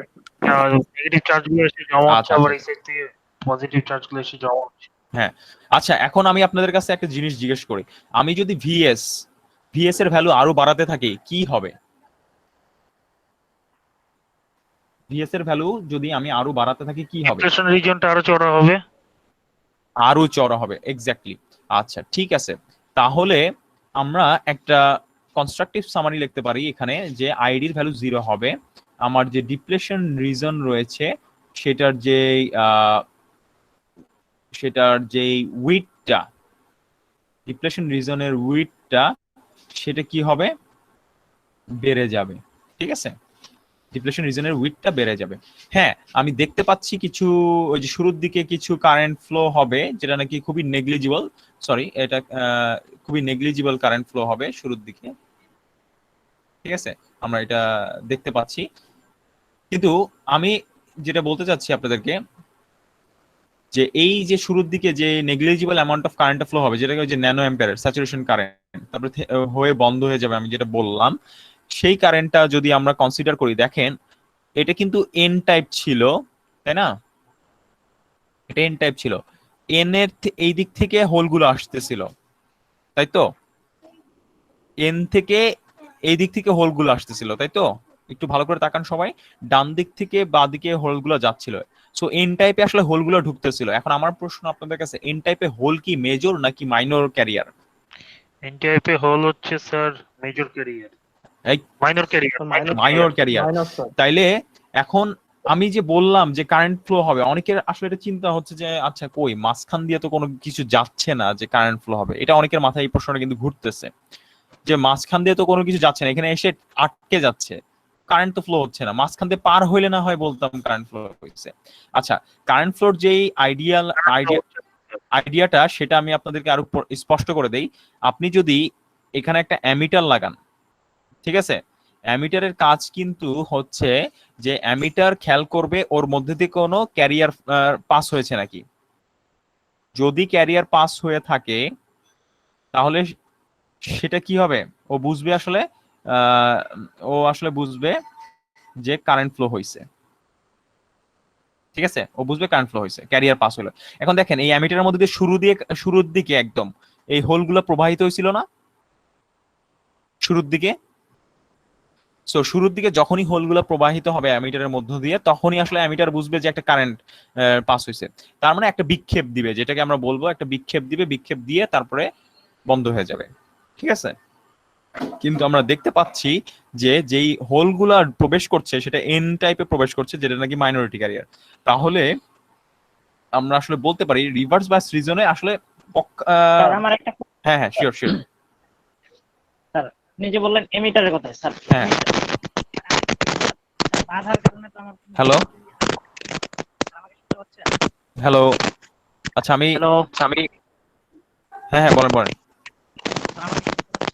হ্যালো আচ্ছা আমার ইয়াতে সমস্যা নাকি আমি বুঝতে পারছি না স্যার নাকি শোনা যাচ্ছে না স্যার, ওর ও, কথা আচ্ছা শোনা যাচ্ছে না। আচ্ছা আচ্ছা আচ্ছা আচ্ছা ঠিক আছে। আচ্ছা ঠিক আছে আপনার ইয়াটা ঠিক হলো আচ্ছা আচ্ছা আমরা এক্সপ্লেন করে থাকি, উনি ঠিক হলে আমি পরবর্তীতে উনার কোশ্চেনটা শুনে অ্যান্সার করবো, সমস্যা নেই। সো আমি যেটা বলতে এখন শোনা যাচ্ছে স্যার? হ্যাঁ হ্যাঁ এখন বলেন প্রশ্ন করেন। জি স্যার, স্যার এমিটারটা তো আমি কানেক্ট করলাম, ঠিক আছে ওকে স্যার। বাধার কারণে তো স্যার আমার কোনো ভ্যালুই আসবে না যখন আমি এমিটার দিয়ে কারেন্ট মেজারমেন্ট করব। রাইট রাইট আমি এটাই আপনাদেরকে প্রশ্নটার উত্তর দিচ্ছিলাম যে অনেকের মাথায় এই প্রশ্নটা ঘুরতেছে যেখানে তো একটা বাধা আছে, কোনো তো কারেন্ট ফ্লো জি, স্যার। হচ্ছে না। আচ্ছা ঠিক আছে এই জিনিসটাই কিন্তু আমি দেখাচ্ছিলাম এখানে। অ্যামিটারের কাজ আপনি একটা জিনিস বলি, অ্যামিটার কিভাবে কাজ করে, অ্যামিটারের কাজের প্রিন্সিপালটা হচ্ছে আপনার আসলে অ্যামিটারের মধ্যে দিয়ে অ্যামিটার খালি রেকর্ড করে ওর মধ্যে দিয়ে কোনো ক্যারিয়ার ফ্লো হয়েছে নাকি, এর জন্য আমি এখানে উল্লেখ করেছি ক্যারিয়ার পাস করেছে নাকি অ্যামিটারের মধ্য দিয়ে, ঠিক আছে। এখন আপনি চিন্তা করে দেখেন যখন আমি এটা কানেক্ট করেছিলাম শুরুর দিকে, তখন আমি যখন একটা ভোল্টেজ প্রয়োগ করেছিলাম 0.5 বলেন বা 1 ভোল্ট বলেন যেটাই বলেন না কেন, এখন চিন্তা করে দেখেন আমি যদি পাহাড়ের কথাটা চিন্তা করি, ঠিক আছে, আগে ছিল অল্প সংখ্যক ইলেকট্রন, এখানে হোল ছিল তাই তো। এখন আমি কি করলাম এখানে আরো কয়েকটা হোল নিয়ে আসলাম, হোল ঠেলতেছি আর কি। এই পাহাড়ের চূড়াটা বড় হচ্ছে কেন, হোল ঠেলে এটার উপরে উঠাই দিচ্ছি, আসলে চূড়া বানাচ্ছি, আসলে এই দিক দিয়ে ইলেকট্রন ঠেলে এটার উপরে উঠাই দিচ্ছি, চূড়াটা বড় করতেছি, আমি পিকটা বড় করতেছি তাই তো। এখন চিন্তা করে দেখেন এখন এখান দিয়ে যে হোলগুলা দলে দলে ছুটে আসতেছে, এইদিকে যে ইলেকট্রন গুলা দলে দলে ছুটে আসতেছে, এখন ধরেন এখানে আমি একটা গেট বসাইলাম, এখন গেট দিয়ে যতগুলা হোল ঢুকবে আমি কি বুঝবো যে আমি তো এই গেটে যদি একজন দারোয়ানকে রাখি, একজনকে রাখি, সে কি দেখবে এখান দিয়ে আসলে হোল ছুটে যাচ্ছে তাই তো, দেখবে না সেই জি, স্যার। গেটের বরাবর জি, দেখবে স্যার। না হোল এই গেটের এই মানুষটাই ধরেন আপনার সেই অ্যামিটারটা, অ্যামিটারের কাজ হচ্ছে আসলে অ্যামিটার দেখবে কোনো ক্যারিয়ার পাস হয়েছে নাকি, এইখান থেকে এই পয়েন্টে কোনো ক্যারিয়ার পাস হয়েছে নাকি, যদি ক্যারিয়ার পাস হয় তখনই আসলে সে একটা কারেন্ট রেকর্ড করবে, ঠিক আছে। সো এটা হবে কি যে আমি বাহ্যিক একটা ভোল্টেজ 0.5 বলি বা 1 ভোল্টেজ বলি, এটার কারণে আমি যখন মানে ভোল্টেজটা অ্যাপ্লাই করলাম, তখন যেটা হবে কিছু পরিমাণ হোল আসলে কি করবে এই চূড়ার উপরে উঠে, মানে একটা আরো চূড়ার পিকটাকে, আগের যে চূড়াটা আপনারা এখানে খেয়াল করি, আগের যে চূড়াটা ছিল সেটাকে আরো উঁচু করবে, বড় করে যখন দেখবে যে ওই 0.5 ভোল্টের দরুন যে নতুন চূড়াটা হয়েছে, ঠিক আছে, তখন এই 0.5 ভোল্ট যখন আর কোনো কাজে আসবে না, কথাটা এই কারণে বলছি যে খেয়াল করে দেখবেন 0.5 ভোল্টের মাধ্যমে আমি কিছু পরিমাণ হোলকে প্রভাবিত করে ওই চূড়ার উপরে, মানে এমন পরিমাণ শক্তি দিয়েছি যে কিছু পরিমাণ হোল ওই চূড়ায় উঠলো, ঠিক আছে। স্যার নো বায়াসের থেকে আর কি বেশি আর কি। হ্যাঁ হ্যাঁ নো বায়াসের থেকে বেশি আর কি। এখন 0.5 ভোল্টের যখন মানে যে পরিমাণ শক্তিটা দিয়েছি কিছু পরিমাণ হোল চূড়ায় উঠলো, কিন্তু আরো হোল যখন এই মাথায় চলে আসলো, চূড়াটা সৃষ্টি হলো, এই পয়েন্টটা সৃষ্টি হয়ে গেল, পিকটা নতুন পিক সৃষ্টি হয়ে গেল, তখন কিন্তু আর হোল আসতে পারতেছে না এই চূড়ায়, কারণ ওদের আরো শক্তির প্রয়োজন। 0.5 ভোল্টে যে পরিমাণ শক্তি হচ্ছে তারা শুধুমাত্র এই পর্যন্ত চূড়াটা তৈরি করতে পারতেছে, এর বেশি তৈরি করতে হলে আরো বেশি ভোল্টেজ দিতে হবে, রিভার্স বায়াস, বুঝা যাচ্ছে। সো এই পর্যন্ত চূড়াটা সৃষ্টি হয়ে বসে থাকবে, তখন হবে কি এখানে ওই যে গ্যাঞ্জাম লাগবে, গ্যাঞ্জাম মানে কি তখন আর কেউ আসতে পারবে না, এখানে লাইন ধরবে, অ্যাসেম্বলির মতো লাইন ধরে দাঁড়ায় থাকবে, কেউ ঢুকতে পারবে না। আমার কথা বুঝে গেছে আমি কি বললাম? জি স্যার বুঝতেছি। সো প্রথমে ছোট চূড়া ছিল ইন্টারনাল ইলেকট্রিক ফিল্ড, পরে কি হলো 0.5 ভোল্টের জন্য একটা নতুন পিক পাইলাম আমি, কিন্তু 0.5 ভোল্টের জন্য এর বেশি আর হবে না আসলে, তখন কি হবে আর তো কেউ সামনে আগাচ্ছে না, না আগাইলে কি হবে লাইন ধরবে, লাইন ধরলে কি হবে যে আমার যে দারোয়ানটা ছিল সে দেখবে যে সেখান দিয়ে আর নতুন কেউ প্রবেশ করছে না, তখন আসলে এই অ্যামিটার যে দারোয়ানটা ছিল সে কি দেখবে? কোনো কারেন্ট ফ্লো হচ্ছে? তখন কি দেখবে? কোনো কারেন্ট ফ্লো হচ্ছে নাকি হচ্ছে না? হচ্ছে না, কারণ সে কিন্তু দেখতেছে যে সবাই দাঁড়ায় আছে, কেউ যাচ্ছে না, কেউ নতুন আর প্রবেশ করতেছে না দরজা দিয়ে। সো এইটাই হয় আসলে ঘটনাটা, যে আপনার একটা certain amount of reverse bias ভোল্টেজের কারণে কিছু পরিমাণ কারেন্ট ফ্লো হবে, যেটা নাকি স্যাচুরেশন কারেন্ট বলছি আমরা। ফ্লো হওয়ার পরে এটা বন্ধ হয়ে যায়। যাই হোক, আমরা এটাকে যদি সামারি করি রিভার্স বায়াস রিজনে, স্যার যে হ্যাঁ স্যার আমরা এমিটারে যে কারেন্টটা দেখবো ওইটা কি স্যাচুরেশন কারেন্ট? ওইটাই স্যাচুরেশন কারেন্ট, রাইট, এক্স্যাক্টলি। জি স্যার, ঠিক আছে। ঠিক আছে। সো এখন আমি যেটা বলছিলাম আপনাদেরকে, যে আমি যদি এটাকে সামারি করি রিভার্স বায়াস রিজনে, তাহলে আসলে আমরা বলতে পারি যে আমাদের যেই মানে কোনো significant amount of current flow হচ্ছে না, তার মানে মোটামুটি জিরোই ধরে নিতে পারি। আর কি হচ্ছে ডিপ্লেশন রিজন? আমার কাছে মনে হচ্ছে স্যার যে রিভার্স বায়াসের যে ডায়োডের কথা আপনি বলতেছেন এখন, স্যার এটা তো তাহলে স্যার আমাদের কোনো কাজে আসতেছে না। হ্যাঁ অবশ্যই। স্যার তাহলে আসতেছে নাকি? নো বায়াস স্যার বলতে পারি স্যার তাহলে স্যার। হ্যাঁ, না নো বায়াস বলবো না, এটাকে আমরা রিভার্স বায়াসই বলবো। নো বায়াস মানে আসলে কি বোঝায়? যে ভোল্টেজ প্রয়োগ করা হয় নাই, ঠিক আছে? নো বায়াস বলতে বোঝায় যে কোনো ভোল্টেজ প্রয়োগ করা হয় নাই। রিভার্স বায়াস বলতে বোঝাচ্ছে বিপরীত ভোল্টেজ প্রয়োগ করা হয়েছে, ঠিক আছে? ওকে স্যার আরেকটা কোশ্চেন ছিল স্যার। হ্যাঁ শিওর। স্যার আমাদের তো এটা তো সিলিকন ডায়োডের জন্য, তো সিলিকন ডায়োডের জন্য তো স্যার নি ভোল্টেজ 0.7 ভোল্ট স্যার, কিন্তু এখানে তো আমরা 0.5 এর জন্য, তাহলে তো স্যার এটা অতিক্রম করতে পারতেছি না স্যার, তাহলে তো এটা নো বায়াসই হওয়ার কথা ছিল স্যার। নো নো নো না, এটাই আমি বললাম। নো বায়াস মানেটা কি? নো বায়াস বলতে বোঝাচ্ছে কোনো ভোল্টেজ প্রয়োগ করা হয় নাই। এখানে কিন্তু ভোল্টেজ প্রয়োগ করা হয়েছে। জি স্যার, তাই না? 0.5 ভোল্ট স্যার। জি স্যার। 0.5 বলেন বা 1 ভোল্ট বলেন, যেটাই বলেন না কেন, কিন্তু প্রয়োগটা করছি কোন দিকে? বিপরীত দিকে, এমন দিকে প্রয়োগ করছি আমি 0.5 দিলে যতটুক চওড়া হবে, ঠিক আছে, এটা ইন্টারনাল ছিল, এটা আমার যে সাপ্লাই ভোল্টেজের ধরুন ইলেকট্রিক ফিল্ড সেটা ছিল, দুইটা মিলে কিন্তু ইলেকট্রিক ফিল্ডটা আরো চওড়া হবে, রিভার্স বায়াস রিজনটা আরো বা ডিপ্লেশন রিজনটা আরো বড় হবে।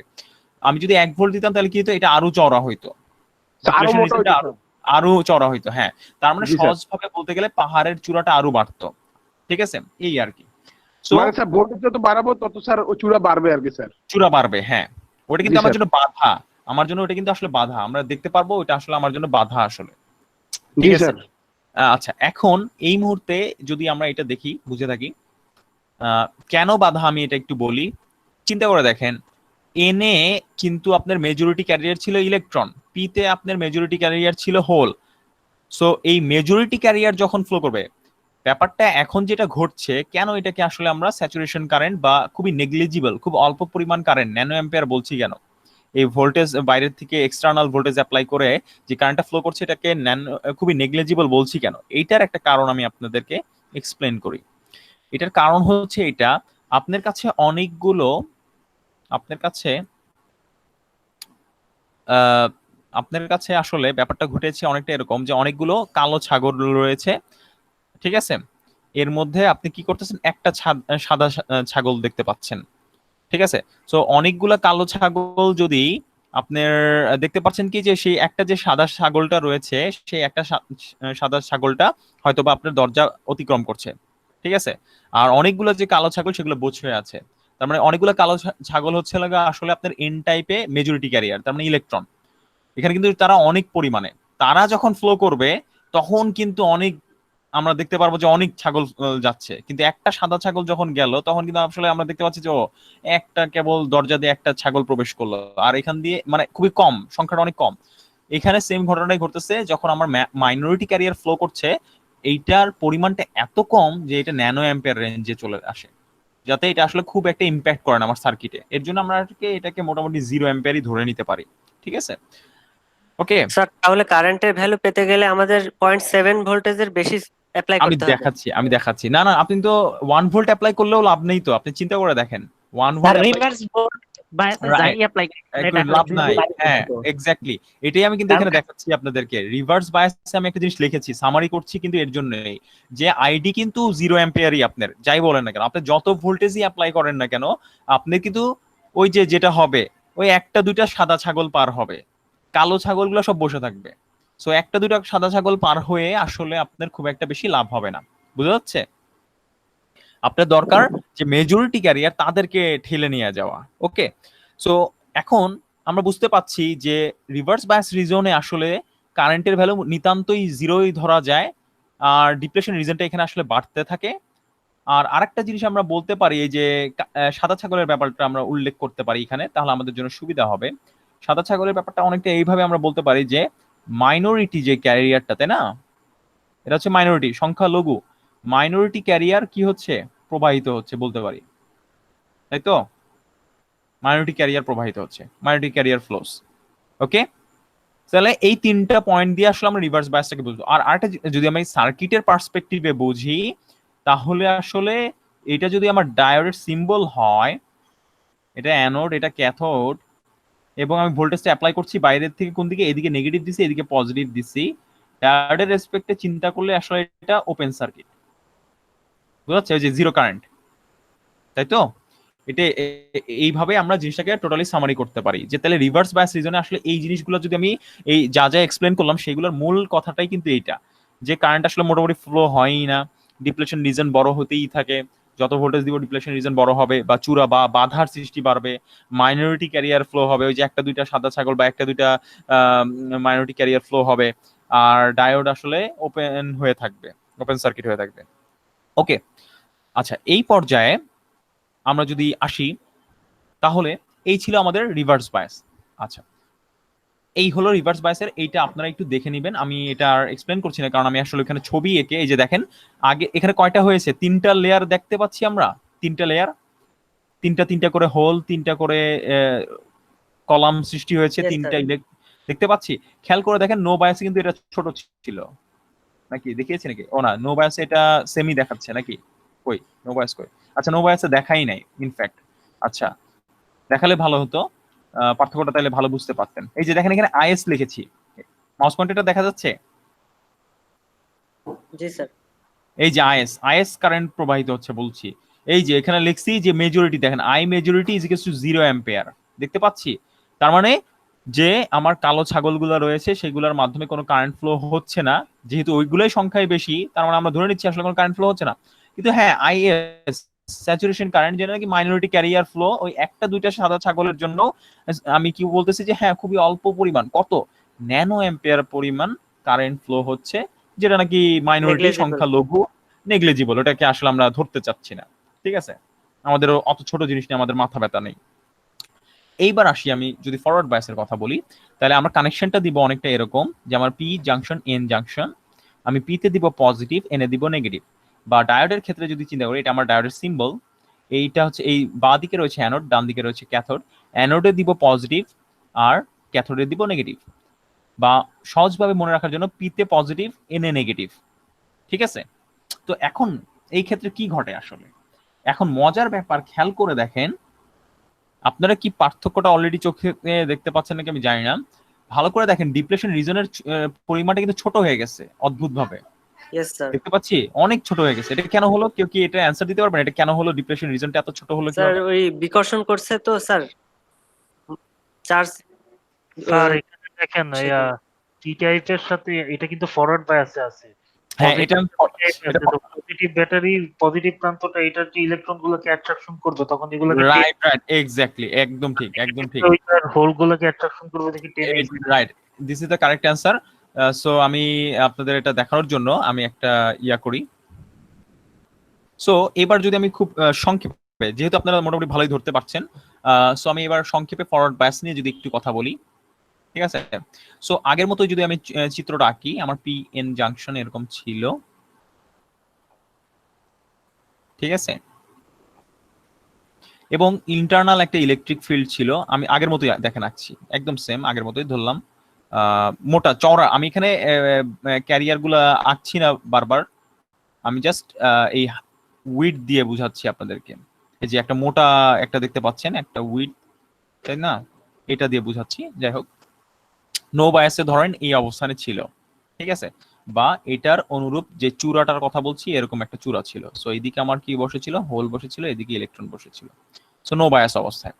সো আমি এখন এটাকে কি করব, সো এখানে আমার অনেকগুলা হোল ছিল বেশি সংখ্যক, এখানে ইলেকট্রন ছিল বেশি সংখ্যক, অল্প সংখ্যক মাইনরিটি ক্যারিয়ার আছে। সো এখন কি করলাম, এটাকে আমরা অ্যানোড বলছিলাম, এটাকে আমরা ক্যাথোড বলছিলাম। আমরা অ্যানোডে বা পিতে পজিটিভ, এনে নেগেটিভ প্রয়োগ করলাম। তার মানে হচ্ছে অনেকটা এই কাজটা করলাম। বাহ্যিক একটা যে ভোল্টেজের কথা বলেছিলাম, এই দেখেন ভোল্টেজের সোর্সটা এবার আমি প্রান্তটা ঘুরিয়ে দিলাম আগেরটার মতোই, প্রান্তটা ঘুরিয়ে দিলাম, এটা পজিটিভ এটা নেগেটিভ, তাহলে এদিকে পজিটিভ আসবে, এদিকে পজিটিভ নেগেটিভ, এইদিকে নেগেটিভ এদিকে নেগেটিভ আসবে। সো এর মাধ্যমে আসলে কি ঘটলো, এবার এটা একটু বোঝার চেষ্টা করি এর মাধ্যমে কি ঘটলো। চিন্তা করে দেখেন, আপনার যে বিল্ট ইন ইলেকট্রিক ফিল্ড সেটার পরিমাণটা ছিল এইটা, এটা আমি খুব সংক্ষেপে বোঝানোর চেষ্টা করব, ইআই। ঠিক আছে, এখন কয়েকটা কেস আবারও বিবেচনা করব। এটা আমার ভিএস, দেখি কতদূর বুঝতে পেরেছেন। 0 হলে কি হবে ভিএস এর ভ্যালু? ভিএস এর ভ্যালু 0 হলে sir no bias. No bias, exactly, কারণ 0 মানে আসলে কোনো ভোল্টেজ দেই নেই, সো এটা নো বায়াস। সো এখানে বুঝার আসলে কিছু নেই। আচ্ছা এইবার ভালো করে বুঝে বলতে হবে, এটা কিন্তু একটা সিলিকন ডায়োডের কথা বলতেছি আমি। জি স্যার। সো এইবার মাথা খাটায় বলতে হবে 0.5 ভোল্ট দিচ্ছি কি হবে? ফরওয়ার্ড বায়াস কিন্তু কারেন্ট কন্ট্যাক্ট করবে না। ভেরি গুড, হ্যাঁ, very good, exactly. Forward bias কিন্তু কোনো কারেন্ট কন্ডাক্ট করবে না, এটা কেন বলেন, এক্সপ্লেইন করতে পারবেন কি বলেন? স্যার নি ভোল্টেজ 0.7 এর থেকে স্যার কম নিট স্যার, ভোল্টেজ তো 0.7 এর থেকে কম, এই জন্য স্যার ভোল্টেজে ঘাটতি আছে স্যার। হ্যাঁ, এইভাবে এখন আমি এটাকে ফিজিক্সে কিভাবে আমি প্রকাশ করব, দেখেন খুব সহজে আমি দুইভাবে এটাকে আপনাদেরকে এক্সপ্লেন করি। দেখেন, একটা হচ্ছে টেকনিক্যালি ইলেকট্রিক ফিল্ডের দিক দিয়ে আমি এক্সপ্লেন করি। আপনার ইন্টারনাল ইলেকট্রিক ফিল্ডের ম্যাগনিটিউডটা ছিল এরকম, এটা 0.7 এর জন্য, ঠিক আছে। এখন আপনি এক্সটার্নাল একটা ইলেকট্রিক ফিল্ড প্রয়োগ করছেন, যেটা কিন্তু ডিরেকশনটা এবার কোন দিকে বলেন তো? বাঁ দিকে প্লাস, এইদিকে মাইনাস, তাহলে ডিরেকশনটা কোন দিকে হবে? বাঁ থেকে ডান দিকে, প্লাস থেকে মাইনাসের দিকে, পি তার থেকে মানে ইন্টারনাল ইলেকট্রিক ফিল্ডের বিপরীত দিকে কিন্তু, তাই তো? ইয়েস স্যার, বিপরীতে। বিপরীতে, রাইট, এক্স্যাক্টলি। সো তাহলে এটার ভ্যালু জানি কত? 0.5, তাই তো? জি স্যার। দেখেন ম্যাগনিটিউডটা ভালো করে খেয়াল করে দেখেন, আমার এখানে বড় কে? ইএস বড় নাকি ইআই বড়? ইআই। ইআই বড়। তাহলে এই দুইটা যে কাটাছেড়া, সিম্পল ভেক্টর যে ক্যালকুলেশন, কাটাছেড়া করে কে জিতবে বলেন? ইআই। এটা জিতবে। ইআই জিতবে, রাইট। তার মানে একটা ইলেকট্রিক ফিল্ড থাকবে আসলে। তাহলে আমি এটাকে একদম সিম্পলি, যদি আমি আসলে এটাকে দেখতে চাই এত জটিলতায় না, যে এটাকে যদি একদম সিম্পলি দেখতে চাই, আচ্ছা এটা আমি ছিল বিল্ট ইন ইলেকট্রিক ফিল্ড 0.7 এর কারণে, এটা 0.5 এর কারণে, তাহলে আমাদের এদের মধ্যে যে ভোল্টেজ ডিফারেন্সটা থাকবে সেটা হবে হচ্ছে অ্যারাউন্ড কত? 0.7 0.2। মাইনাস 0.5, তার মানে 0.2 ভোল্টের জন্য যে একটা ইলেকট্রিক ফিল্ড সেটা তৈরি হবে। সো 0.2 ভোল্টের জন্য ইলেকট্রিক ফিল্ডটা হয়তো বা অনেক ছোট হবে, নতুন ইলেকট্রিক ফিল্ডে এটা 0.2 ভোল্টের জন্য ই নিউ, তাই তো? এটা এখন এফেক্টিভ ইলেকট্রিক ফিল্ড। দেখেন সবগুলোর তুলনায় ছোট, কিন্তু ডাইরেকশনটা কার দিকে? ডাইরেকশনটা হচ্ছে যে স্যার এটা প্লাস থেকে মাইনাসের দিকে, মানে ইন্টারনাল ইলেকট্রিক ফিল্ডের দিকে।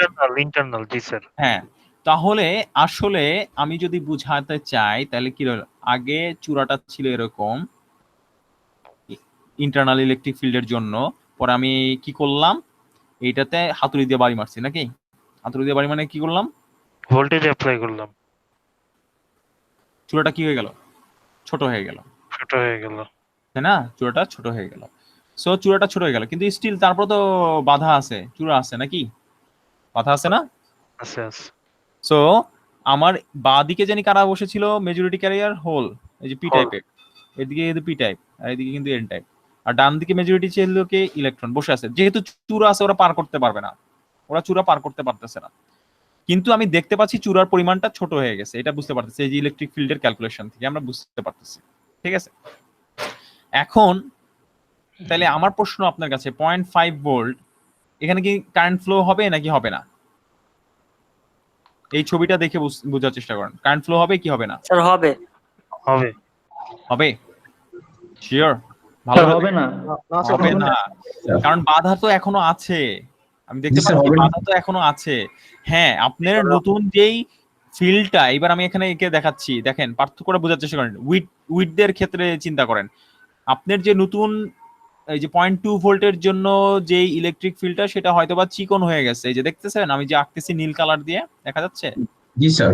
আগের থেকে চিকন হয়ে গেছে, কিন্তু বাধা তো ঠিকই রয়েছে, বুঝা যাচ্ছে, বাধা ঠিকই রয়েছে। আমাকে কি করতে হবে, এই পুরো চূড়াটা ভেঙে একদম ফ্ল্যাট রাস্তা বানাই দিতে হবে, তাইলে ধরেন যাইতে পারবে। এখন এইটা করার জন্য তার মানে আমি বুঝতে পাচ্ছি, ঠিক আছে, এটাকে বলতে পারি ফরওয়ার্ড বায়াস কিন্তু সাফিসিয়েন্ট না, তাই তো? এটা ফরওয়ার্ড বায়াস কিন্তু সাফিসিয়েন্ট না কারেন্ট ফ্লো করার জন্য। এটাকে আমি এইভাবে বলি, ফরওয়ার্ড বায়াস বাট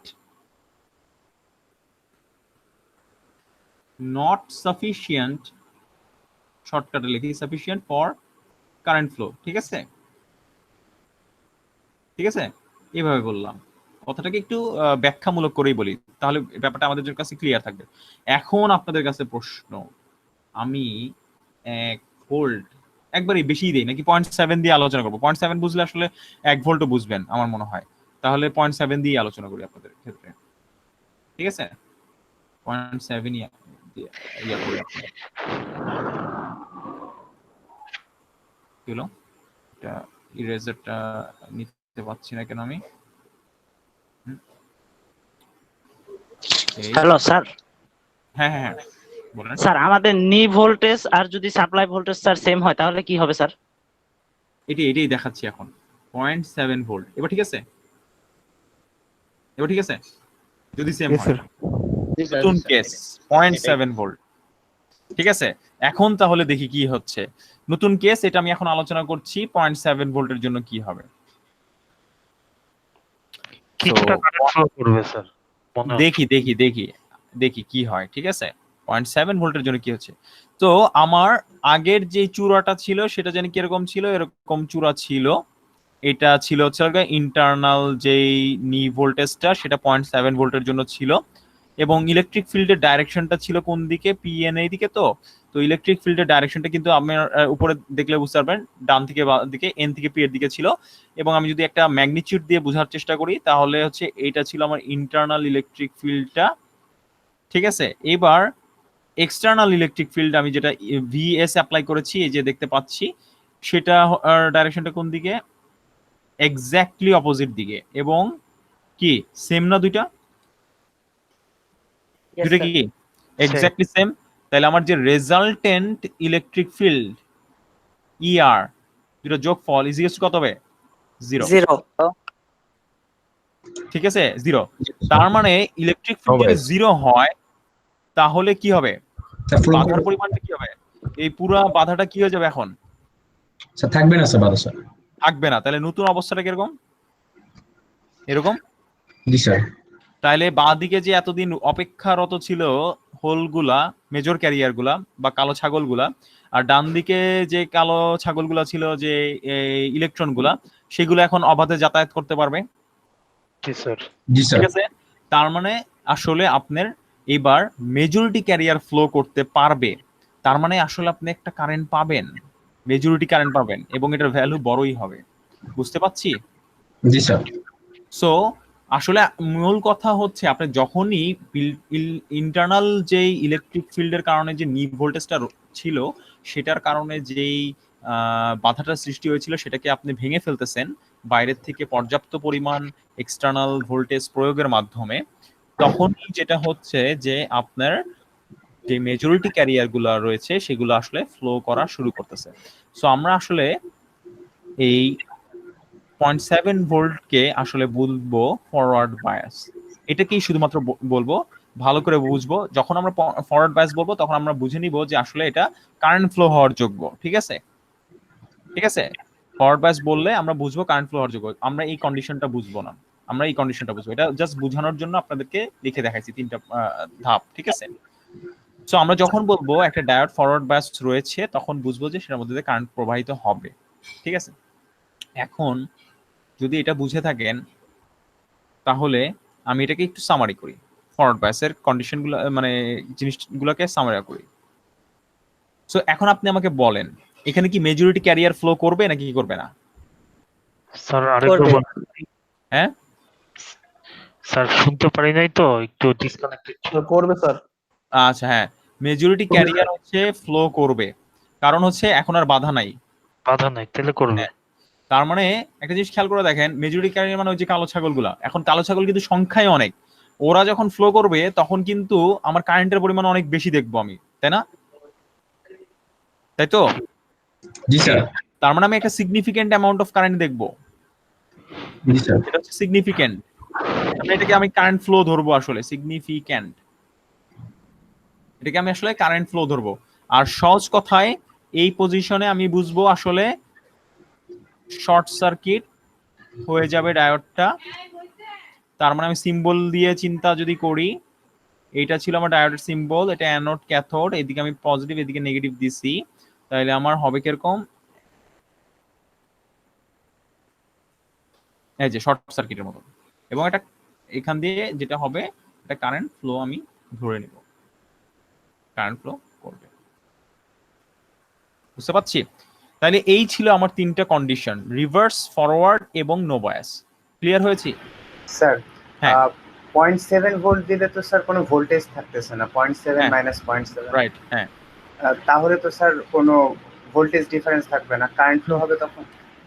হ্যাঁ, এখন আপনি চিন্তা করে দেখেন, সে কিন্তু একটা ভালো প্রশ্ন করছে, এই প্রশ্নটা কিন্তু কেউ করেন নাই আপনারা। সেটা হচ্ছে যে হ্যাঁ ঠিকই আছে, আমি তো পাহাড় তো ভেঙে ফেললাম, এটা মানলাম, এখন কোনো বাধা নাই, দ্যাটস গুড, কিন্তু কেন আমার হোলগুলা বাঁ দিক থেকে ডান দিকে যাবে আর কেনই বা ইলেকট্রন গুলো ডান দিক থেকে বাঁ দিকে আসবে? আমার প্রশ্ন তো এইটা, তাই না? উনি যে বললো এই কথাটা, ওনার কথাটা কিন্তু পুরো লজিক্যাল, যে কেন আমার হোলগুলা বাঁ দিক থেকে ডান দিকে যাবে, কেনই বা ডান দিক থেকে বাঁ দিকে যাবে? কারণ আমি তো জাস্ট পাহাড়টা ভেঙে দিছি, তাতে তো আমি আর কিছু করি নাই। ওই যে ছাগল বা ইলেকট্রন গুলা রয়েছে, ওদেরকে আমি কোনো লোভ দেখাইছি? দেখে নাই, দেখাইছিলাম? না। এখন আপনি না, স্যার। চিন্তা করেন, একটা ছোট ঘরের কথা চিন্তা করেন, ঠিক আছে? ছোট্ট একটা ঘরের কথা চিন্তা করেন, কল্পনা করেন একটা ছোট্ট ঘর রয়েছে, ঠিক আছে? ওকে, আমার কথা শুনতে পাচ্ছেন? জি স্যার। এটা ছোট একটা ঘর রয়েছে, আচ্ছা একটু মিউট করেন। হ্যাঁ, এটা ছোট ঘর রয়েছে, এই ছোট ঘরে ধরেন আমি একজন, দুইজন, তিনজন, চারজনকে আটকাইলাম, আর ঢুকার মানে আটাআটি করে ফেলছি, আর কাউকে ঢুকতে দিচ্ছি না, মানে ঢুকার কোনো অপশনই নাই, ঠিক আছে? আমি দরজা আটকায় দিলাম, ঠিক আছে?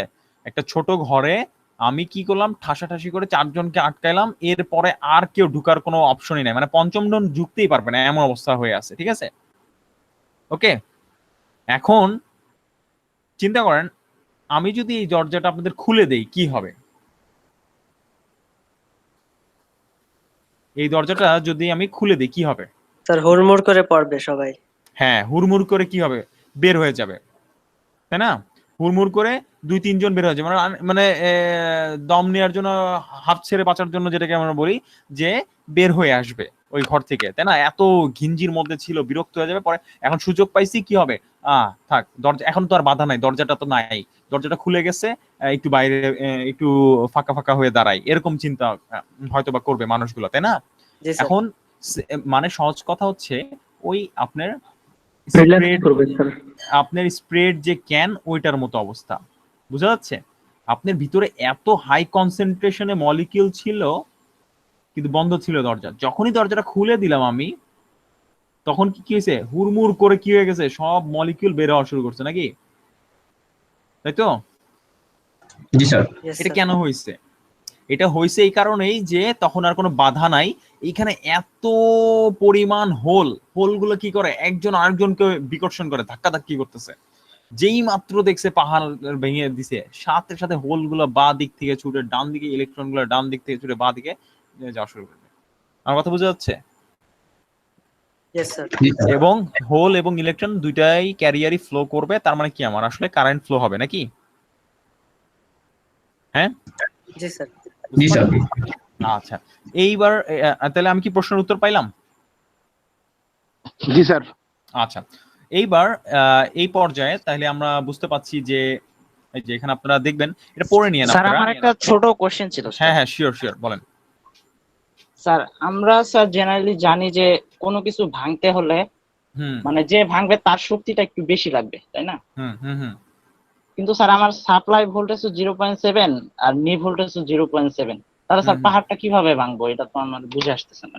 আচ্ছা, ভাঙতে শক্তিটা বেশি লাগবে এমন কোনো কিছু না। আপনি এটা চিন্তা করেন, পাহাড়ের একটা উদাহরণ দিছি আমি, জাস্ট এটা কি আসলে প্র্যাকটিক্যালি তো পাহাড় না, ঠিক আছে, এটা বাধার কথা বোঝানোর জন্য পাহাড় বুঝাইছি, তাই না? সো এই পাহাড়টা আসলে বুঝাইছি এই কারণে যে হোলগুলো আসলে পাহাড়, মানে ধরে নেন ক্যারিয়ার গুলো পাহাড় বেয়ে উঠতে পারে না, সোজা রাস্তা ছাড়া চলতে পারে না, ঠিক আছে। এখন এই পাহাড়টার উচ্চতাটা এমন দিছি কারণ হচ্ছে বুঝাচ্ছি যে এটা 0.7 এর কারণে এত উঁচু হয়েছে। তো আমি যদি 0.6 করতাম আর একটু কম উঁচু হইতো, আমি যদি 0.5 করতাম আর একটু কম উঁচু হতো, পয়েন্ট এইভাবে কমাইতে কমাইতে 0 করে দিলে পুরো রাস্তা সোজা হয়ে যেত। এখন আমি যে কাজটা করছি এখানে দেখেন, আপনাদের দুইটা দেখাইছিলাম যে আপনার ইন্টারনাল ইলেকট্রিক ফিল্ডটা ছিল যেই দিকে, এক্সটার্নাল ইলেকট্রিক ফিল্ডটা তার ঠিক একই রকম কিন্তু বিপরীত দিকে। তাতে আমার রেজাল্টেন্ট যে ইলেকট্রিক ফিল্ডটা সেটা 0 হওয়ার কারণে আসলে আমি বলতে পারি যে মাঝখানে আসলে কোনো পাহাড় নাই, বুঝাচ্ছে? মানে এটা যদি আপনি দেখেন, এইবার একটু কনফিউজিং লাগতে পারে যে আমি দেখাচ্ছি যদিও পাহাড়টা আমি কি করছি আসলে করছি এখানে ভেঙে ফেলছি। আসলে এখন আপনার বোঝার সুবিধার জন্য আমি এটা দেখাচ্ছি যে আসলে কিন্তু পাহাড় ভাঙা হয় না, পাহাড়টা আসলে কিন্তু প্র্যাকটিক্যালি পাহাড়টা ভাঙি না। আসলে আমরা যে কাজটা করি, আমরা যখন বাইরের থেকে সমান পরিমাণ ভোল্টেজ মানে ইলেকট্রিক ফিল্ডের রেজাল্টেন্ট ইলেকট্রিক ফিল্ড 0, পাহাড়টা আসলে আমরা ভাঙি না। আসলে আমরা যে কাজটা করি, এখানে যে হোল ছিল আর এখানে যে ডান দিকে ইলেকট্রন ছিল এগুলা কি করি, লিফট দিয়ে উঠায় দেই। কি করি? লিফট দিয়ে উঠায় দিচ্ছি, তাতে দেখে মনে হচ্ছে সমান হয়ে গেছে, বুঝা যাচ্ছে? মানে আপনি এটা এইভাবে চিন্তা করতে পারেন, আপনার 0.7 ভোল্ট দিচ্ছি তো বাইরের থেকে, 0.7 ভোল্টের মাধ্যমে কি 0.7 ভোল্ট তাহলে কি একটা শক্তি না, তাই তো? তো ওই হোল গুলাকে শক্তি দিয়ে উপরে উঠাই দিচ্ছি আর ইলেকট্রন গুলাকেও শক্তি দিয়ে উপরে উঠাই দিচ্ছি, বুঝা যাচ্ছে? শক্তি দিয়ে উপরে উঠাই দিচ্ছি, এখন ওরা আসলে চলাফেরা করতে পারতেছে। তো ওই পাহাড়ের বাধা কিন্তু ওদের কাছে আর কোনো বাধা মনে হচ্ছে না। আমার কথা বুঝে গেছে? জি স্যার, জি স্যার। ওকে, সো এই হচ্ছে আপনাদের ক্যারিয়ার ফ্লো এবং কারেন্ট ফ্লো, এবং এটাই হচ্ছে আমাদের ফরওয়ার্ড বায়াস। দেখেন আর কোনো প্রশ্ন আছে নাকি এখান থেকে? বুঝতে পারছি এটা? জি স্যার। আচ্ছা, যদি এটা বুঝতে পারি তাহলে এটা আপনারা একটু দেখে নেবেন। এই জিনিসটাই আমি আসলে আলোচনা করেছি এখানে। The electrons and holes are pushed toward the PN junction. তার মানে আসলে স্যার আমরা তো হ্যাঁ আমরা কিন্তু কোনো ম্যাথ করতে পারলাম না স্যার। হ্যাঁ ম্যাথ আমরা আমি কি বলছি যে আমরা শুরুর দিকে আমাদের যে কনসেপশনটা একদম ক্লিয়ার করে নিব। এই যে হোপফুলি আজকের পরের থেকেই আমরা নেক্সট ক্লাস থেকে ম্যাথে যেতে পারবো আশা করছি, ঠিক আছে? সো কনসেপশনটা ক্লিয়ার হইতে হবে প্রথমে আগে।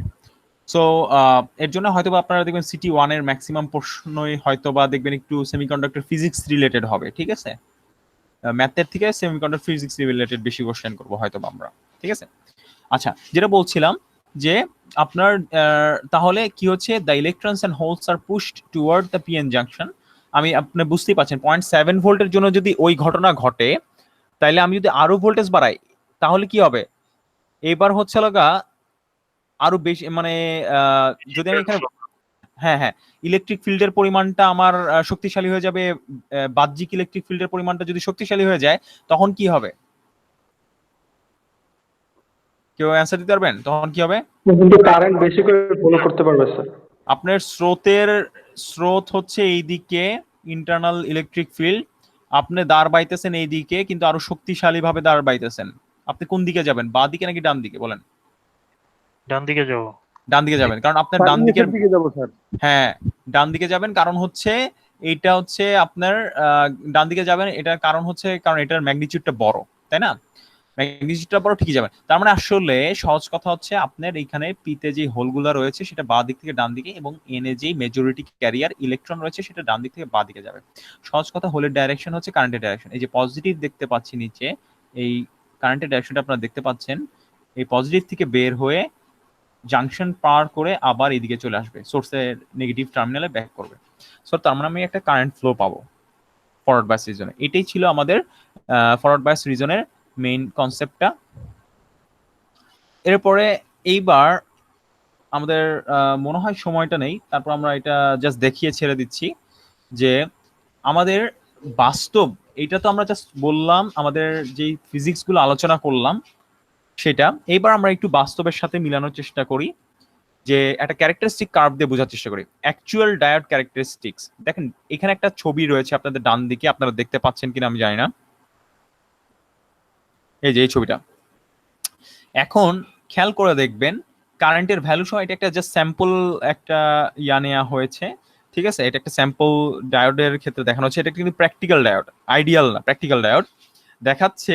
দেখেন, খেয়াল করে দেখেন, বলতেছে যে নি ভোল্টেজ বাড়াচ্ছে, যে 0 ভোল্টে কোনো কারেন্ট ফ্লো হয় নাই, 0.3 কোনো কারেন্ট ফ্লো হয় নাই, 0.5 যে ফরওয়ার্ড বায়াস করতেছে, কিন্তু এটা কিন্তু ফরওয়ার্ড বায়াস পজিশনে 0.5 কি হলো, 0.5 দেখা যাচ্ছে যে খুবই অল্প পরিমাণ কারেন্ট ফ্লো হচ্ছে, কিন্তু অল্প পরিমাণ, কিন্তু এটাকে আমরা ধরে নিব নেগলিজিবল। এগুলো কিন্তু সব নেগলিজিবল, এগুলোকে আমরা মানে কাউন্ট করব না, ঠিক আছে।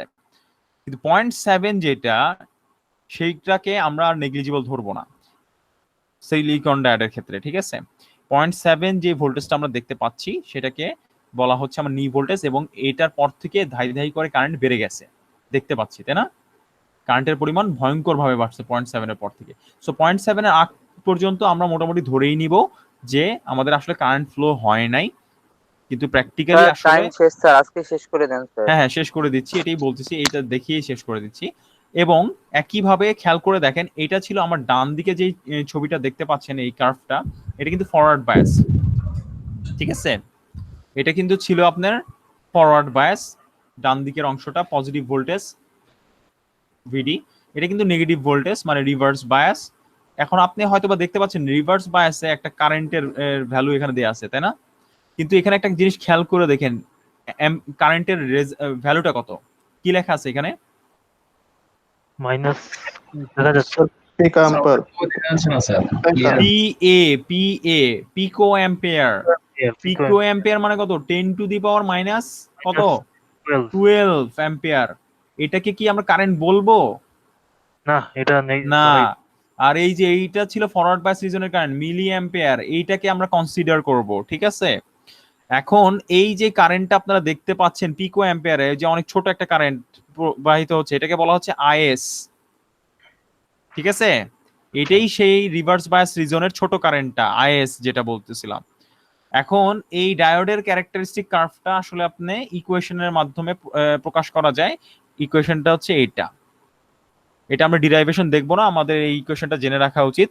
ID is equals to diode কারেন্টের equation, ID is equals to IS মানে saturation current into e to the power VD, VD মানে ডায়োডের অ্যাক্রসে যে ভোল্টেজটা, তার মানে আপনার যদি একটা ডায়োড থাকে সেটার অ্যাক্রসের voltage VD divided by NVT minus 1। n এর ভ্যালু সাধারণত 1 কি 2 হয়ে থাকে, এটা একটা ভ্যালু বলে দেওয়া থাকবে আপনাকে।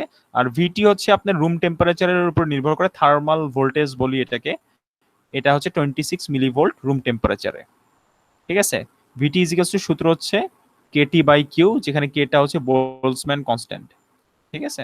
আর কিউটা হচ্ছে আমার ইলেকট্রনের চার্জ, আর টিটা হচ্ছে কেলভিনের টেম্পারেচার। ক্যালকুলেট করে দেখবেন 27 ডিগ্রি সেলসিয়াস তাপমাত্রায় 26 মিলিভোল্ট, এটা একটা কনস্ট্যান্ট। সো